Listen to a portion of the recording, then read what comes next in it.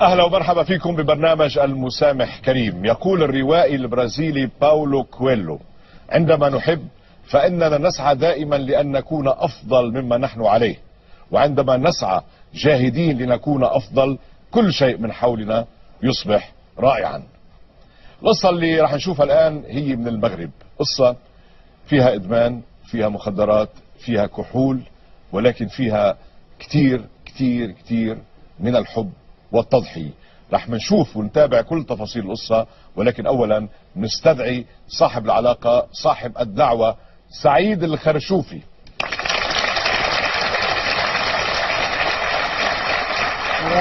أهلا أخي سعيد، كيفك يا حبيبي؟ أخي سعيد، ايوه أنا سعيد إنك تكون معنا، شكرا وإنك تكون من المغرب، حتى أقول لأهل المغرب كلهم إني بحبهم. أنا ما حكيت أبدا ولا جبت أي سيرة عن المغرب إلا بالحب وبالاحترام وبالتقدير. ايوه أنا برحب فيك اهلا وبشكرك على مجيئك وعلى ثقتك بالبرنامج، لأنه رح نحكي شو قصتك أنت. أيوة. أنت متزوج، عندك 3 بنات الله يخليهم، وعندك بنت توفت بالأول كان عمرها 1.5 سنة. بس أول شيء عرفني بحالك، شو بتشتغل حضرتك؟ اشتغل حاليا حارس سيارات.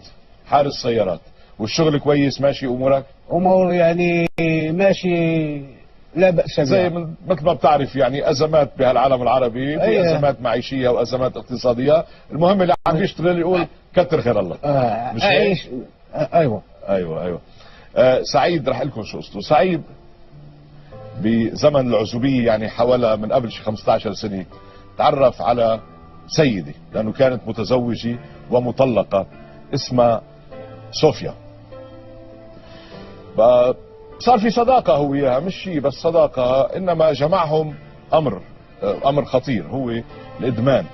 بقى صاروا يشوفوا بعض ويلتقوا، ولكن ضمن سهرات هيك وتجمعات وإدمان وكحول ومخدرات وإلى آخره، هذه الآفات. المهم إنه صار في علاقة حب بين بعضهم، وقرروا إنه يتزوجوا بعام 2003. تزوجوا. الست اللي تزوجها صوفيا كان عندها بنت من زواجها الأول. بعد ما تزوجوا اجيهم بنت يعني عاشت 1.5 سنة للأسف وتوفت. بس بهالسنة ونص رجعت صوفيا إلى الإدمان، لأنه هو وقف عن الإدمان ووقف المخدرات. حاول يقنعها، ما اقتنعت، إنما استمرت في الإدمان، وصارت مثلا بالليل تهرب من البيت، تطلع من البيت، تروح لحتى تفتش على مخدرات. أهملت البنت توفت. مع ذلك هذا الإنسان يعني تجاوز المأساة، وبتعلقه بزوجته حب انه يبقى معاها ويستمروا بحياة جديدة ويفتحوا صفحة جديدة، وانجبوا بعدها 3 بنات. ولكن للأسف حسب ما هو قالنا بروايته، للأسف انه صوفيا ما زالت الى الآن تتعاطى المخدرات. حاول كتير انه يقنعها للإقلاع عن هذه الآفة، ولكن لم يفلح. قصد هالبرنامج عسى ولعل انه ان تأخذ وعدا امام الملأ، امام الملايين، انه ستوقف هذه الآفة. مش هيك؟ هذا هو. اختصرت لك الموضوع زي ما هو. خبرني شوي اكثر انت، يعني شو بتأمل منا نحن نعمل؟ يعني انا اظن بان الزوجه ديالي بغيت غير باش يعني تقلع على هذا المخدرات. الادمان اللي كتستعمل، لان عندي بنات. ايش اعمارهم؟ اعطيني فكره عن اعمارهم. عندي الكبيره عندها 8 سنوات. نعم. والمتوسطه يعني 4.5. والصغيره 2. كيف تعامل الام معاهم يعني؟ لا، الام كتعامل معاهم يعني بحب. بس قلت لي انت مثل ما قايل بروايتك انه ما زالت الى الان تتعاطى المخدرات، كيف؟ لا، هي تتعاطى المخدرات، ولكن بدات حيت انا ديما كنقول لها بان ما تنقص عليها هذا الادمان هذا. ديما كنقول لها يعني نقش عليك الادمان. نعم نقصت ولكن ما زالت. ولكن ما قطعتها. لا ما ما قطعتها. اوقفت الادمان. ما اوقفتها. نعم. نحن وجهنا الدعوة لست صوفيا. هلا انتم كيف تركتوا من المغرب مش عارف، يعني هل هي شك انك انت ممكن تكون داعيها؟ مش عارف. اولا خلينا نشوف كيف تلقت الدعوة.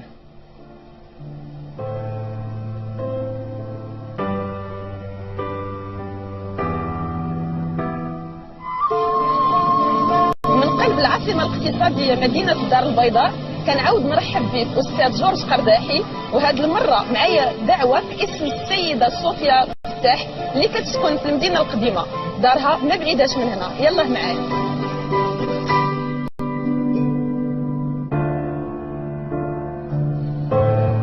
هذه هي الزنقة ديال بين الجوامع فين كتسكن السيدة صوفيا فتاح. يلا معايا نشوفوا الدار ديالها فين جالسة.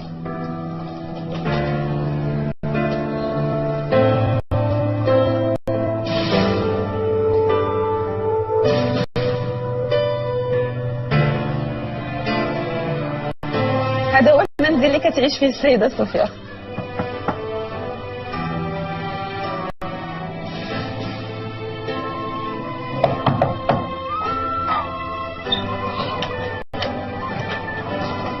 السلام عليكم. السلام ورحمة الله يخليك، كنسول على السيدة صوفيا فتاح. هي أنا مش واجب. انت لاله اللي عندك 40 عام عندي الرجل. وعندك راجلك سميتو سعيد خرشوفي. عندك 5 بنيتات. هي مشرفين لاله.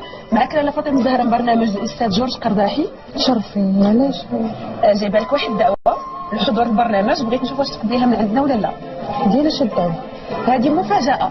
ما عرفتش علاش.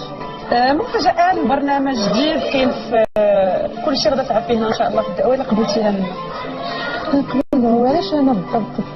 كل شيء مفاجاه. انت غير تجي ان شاء الله حضري معنا في البلاطو ديال البرنامج وغادا تعرفي كل شيء ان شاء الله. مزيان نعرف كلشي. يعني شنو تقضي الدعوه ولا نديها معايا؟ نقبلها. تاخديها؟ هكذا. يلا نهاركم مبروك. مبروك ان شاء الله. بالسلامه. لا الله يعاودك.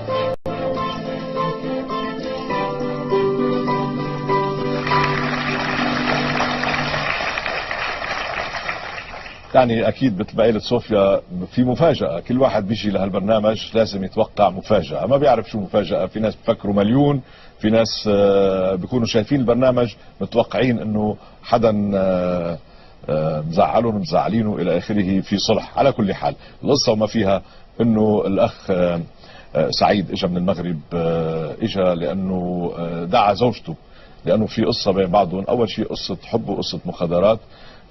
كانوا يتعاطوا المخدرات مع بعضهم قبل ما يتزوجوا، ثم تزوجوا. هو أقلع عن هذه الآفة ولكن زوجته لم تتمكن من ذلك، ولكن بعضهم بالمخدرات الخفيفة. اجى على استوديو حتى يطلب من زوجته أن تقطع وعدا أمام ملايين الناس بأنه ستتوقف، لأنه عندهم 3 بنات وهو ضنين على بناته الثلاثة، بده يعيشوا بكرامة ويعيشوا بمحبة ويكونوا صحتهم جيدة وتضل أمهم معهم ويضل هو أيضا معهم. على كل حال نحن وجهنا الدعوة مثل ما شفتوا لصوفيا. صوفيا قبلتها وصوفيا بالانتظار حتى نناديها. تفضلوا خليها تشرف الست صوفيا.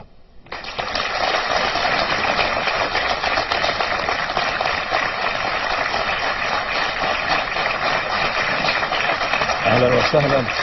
اهلا ست صوفيا، كيف احوالك؟ تفضلي تفضلي. ليش خايفه؟ اهلا وسهلا فيك صوفيا. انا سعيد انك تكوني معنا. اشكرك على مجيئك.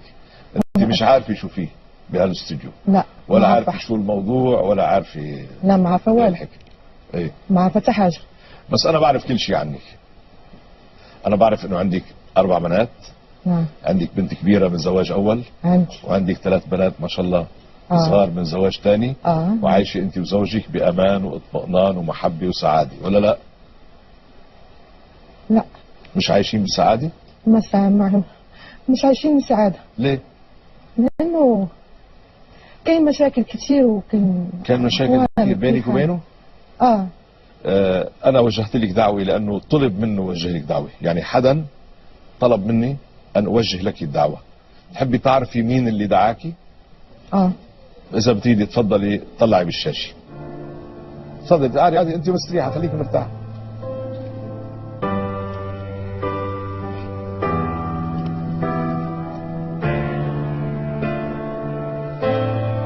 ماشي.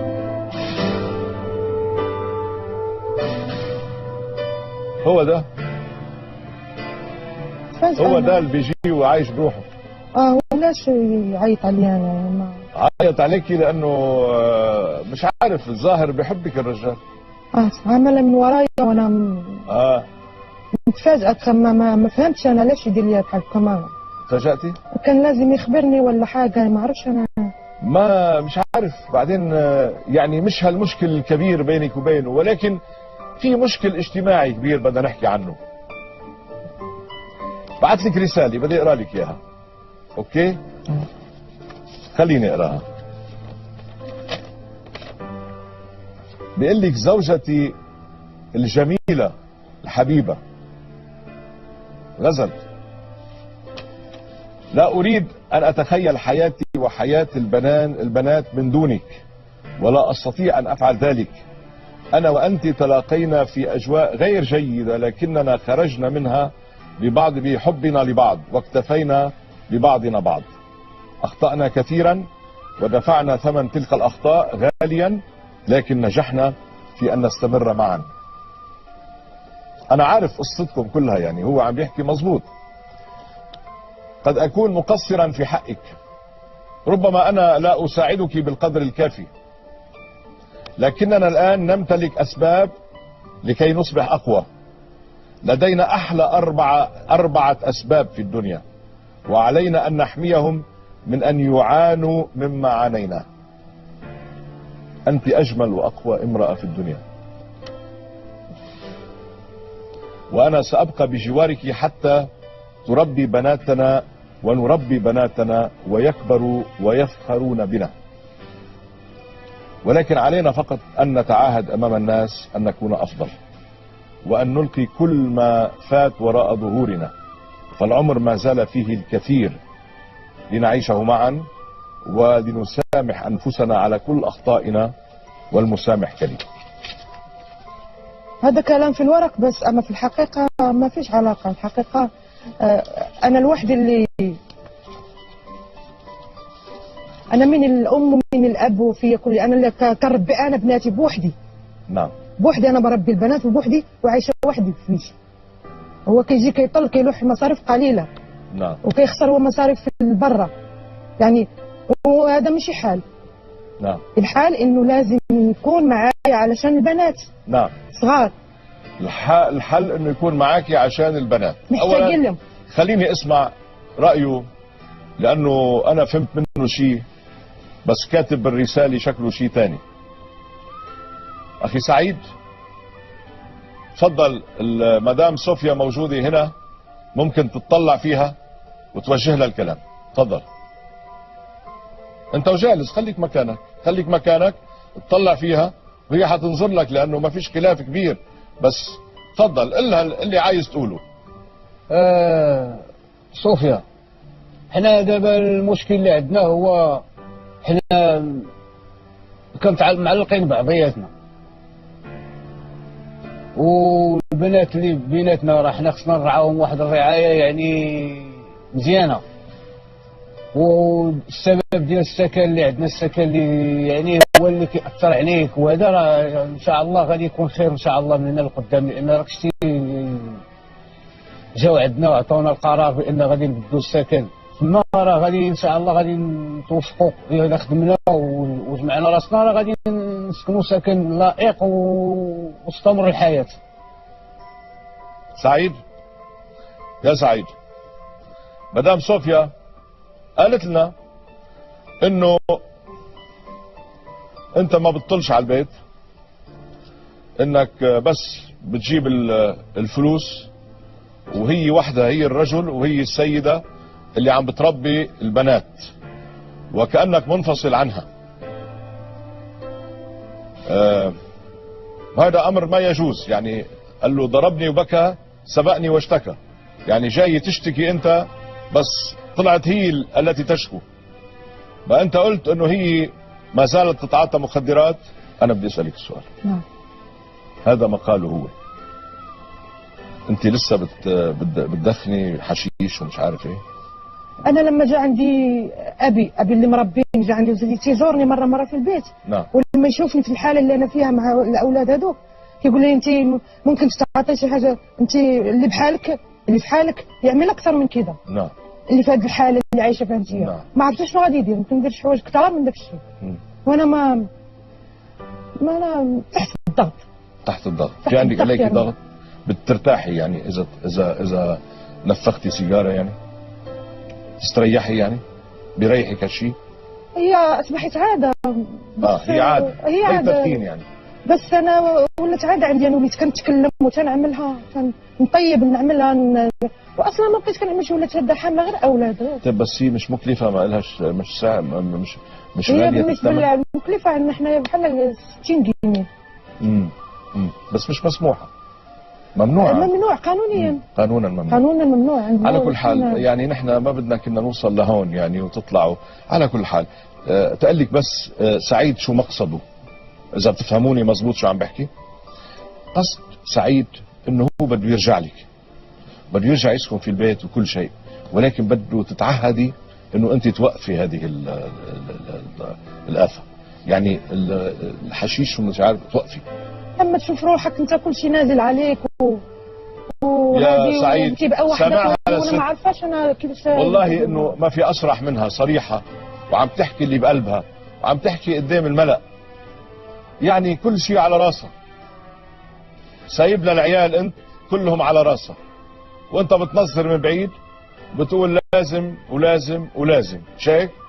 ايوه، ولكن انا تفضل احكي لها، بدها تسمع. علي صوتك لانه مش عم تسمعك منيح. انا صوفيا انا كنجي للبيت باش ما تلقاش الراحه ديالي في السكن ديالي. كنت كنلقى. ليش ما تلقاش الراحه؟ اسالي. لا، ولازم تدير الراحه ديالك لنفسك. واصلا انا ما سمحتش ليه باش انا ما متفقاش مع انه شي ويفتحني عند الناس يقولوا مراه فاعله تاركه، يعني ما هو فضحني في المغرب. مشات يقول مش فضيحه يا ستي، انت منك على كل حال انت ام ومش نهايه العالم، يعني انت ممكن تقلعي عن هذه القصه زي ما هو اقلع. يعني هو قال لما تزوج، مش هيك؟ لما توفت بنته اول بنت وقف خلاص، وبعده الى الان موقفها. يعني معناتها سهل، مش صعب كثير. انتم ما وصلتوا على المخدرات القوية يعني اللي مش ممكن واحد يرجع عنها. على كل حال تفضل سعيد كمل. يعني انا كنجي البيت ديالي باش نرتاح، ما تلقاش الراحة ديالي معاك، لانك انت كتقولي لي ارى لي المصاريف وسيب البيت، شوف انت اش دير، شوف هذا، ما تلقاش انا الراحة ديالي مع اولادي. انا كنجي نبغي نريح مع البنات. مع الصراخ اصلا يتكلم كيصرخ في البيت بزاف، كيصرخ يعني بيت واحد الا صرخ واحد حدا ودنك يعني راس بين فجر. كنفضل كنقول لي غير خصك انت تصبري، ما عندك ولا ديري، لان البيت هو هذاك البيت، يعني واخا صغير علينا وعندنا البنات، خصك انت تحاولي يعني تدير الامور برضا وبهدوء وبهذا، وديري لي انا الراحه ديالي انا باش انا صبرت. انا معاك معاه وانا عايش نعرف بيت كرا نخرج من بيت كرا ما فيش لا ما لا مقاري لا والو. يعني دابا بناتي حاليا عايشين بحال قلتي عايشين في ايطاجير بلاكار، يعني ما تيشوفوش الزنقه، ما تيشوفوهاش، محبوسين، ما تيشوفوش خضره، ما كاينش اللي يعاوني فيهم صغار. يعني ملي تيجلسوا لي في الارض انا يدي كيضروني، كيجلسوا لي في الزنقه بوحدي، انا نضطر نخرجهم من بوحدي. نضوا عمل وعطبني من رجلي، ضربني هنا ضربه خايبه لحد الان كنعاني منها. وكيفاش انا يمكن لي غادي ندير نوض بهذوك البنات ونخرجهم فيهم هنا؟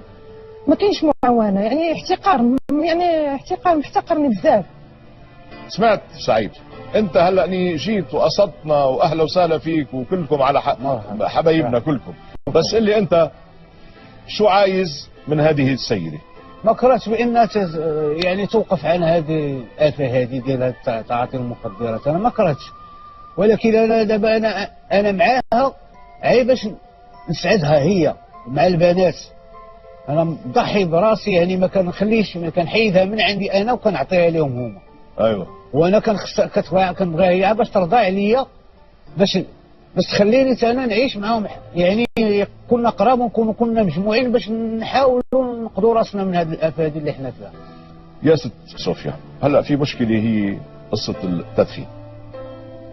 هل انا نيابة عن الاخ سعيد فيني اطلب منك تتعهدي لنا انه بترجع على المغرب وتوقفي هالحاجة هيدي كرمال البنات، كرمال صحتك، وكرمال المجتمع ايضا. ممكن اخذ تعهد منك كلمة شرف؟ كلمة شرف ممكن لمصلحتك. وبتذكريني بالخير وبتقولي جورج قرداحي طلب مني وقفت. اوكي، هذه حليناها. فاذا تعهدت ست صوفيا انه بترجع على المغرب وخلاص، موضوع قديم. الموضوع الثاني، هذا الرجل اجا وجاي بنية طيبة، وجاي بده هو يرجع على البيت، ويرجع هو الزوج المثالي. بقى رقم التليفون حيكون معك، اذا كان شفتي سلوكه مش جيد بتخبرينا. هذا كويس، كويس هذا الحكي. خلاص حياخدوا بالاعداد، راح ياخدوا رقم تليفونك معهم ارقام التليفون، وعندنا مراسلتنا في المغرب وحبتتابع الموضوع. ممكن. اوكي خلاص. شو يا سعيد اخر كلمه شو بدك تقول لها؟ وانا صوفيا يعني هي ام بناتي، وانا راه تنبغيها ماشي ما تنبغيهاش، ويعني تنبغي غير لان دوزنا واحد السنين يعني ماشي قليله. نعم. يعني 13 عام او 13 عام ديال 10 يعني راه سنين ما سهلاش. نعم. وكنطلب منها هي غير تكون معايا، تصنت لي، تعطيني بدك اياها تكون معك، بس انا هي بدها تطلب منك وانا بدي اطلب منك والجمهور ان انت تكون معاها. انا نكون معاها. اسمع، تساعدها حتى توقف، لانه مش سهله عليها توقف. هلا وعدتني وعد شرف، بس بدك تساعدها. انا نساعدها لانه مش تحرق لها اعصابها وتزعلها ولا لا. بدك تساعدها، بدك مرحله لازم تمر فيها، بتكون صعبه عليها، بدكم تساعدوها انت والبنات. خلاص صافي يا لبن. صافي يا لبن يا عم. صافي. شو نفتح الستار؟ افتحوا لنا هالستار.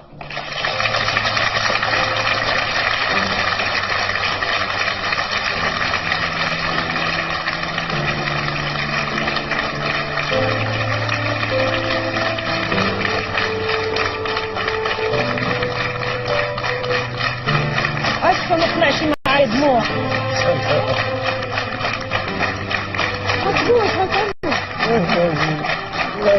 خلاص يلا دونوا بعض.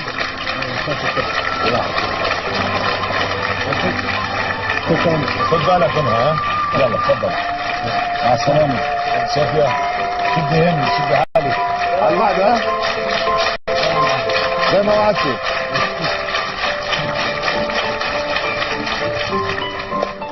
يلا قصة هيك تسعد، لأنه رجعناهم لبعض. رجعنا لمينا شمل الأسرة وثلاث طفالة صغار، 3 بنات. الله يعطيهم الصحة ويعطيهم مستقبل زاهر، وإلى اللقاء مع قصص جديدة.